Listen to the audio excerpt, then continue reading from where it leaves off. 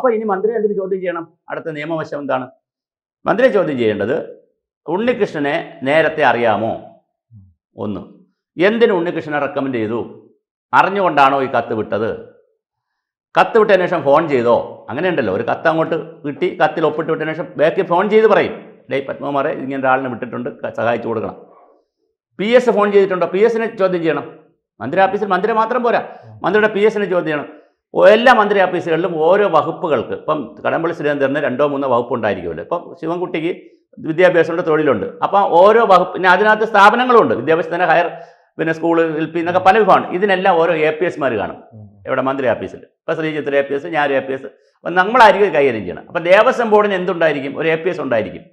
ദേവസ്വം ബോർഡിൻ്റെ കാര്യങ്ങളൊക്കെ നോക്കാനും മന്ത്രിക്ക് പറഞ്ഞു കൊടുക്കാനും ഒക്കെ ആയിട്ടൊരു ആളുണ്ടായിരിക്കും. അപ്പോൾ അദ്ദേഹമായിട്ടാണ് ഫസ്റ്റ് നമ്മൾ പോയി കണക്ട് ചെയ്യുന്നത്. ഞാനും ഡയറക്ടറായിട്ടൊക്കെ ഇരുന്നതിൽ. അപ്പോൾ നമ്മൾ നേരിട്ട് എപ്പോഴും മന്ത്രിയോടല്ല പറയുന്നത്, ഈ APS-നെ പോയി ബോധവൽക്കരിക്കും.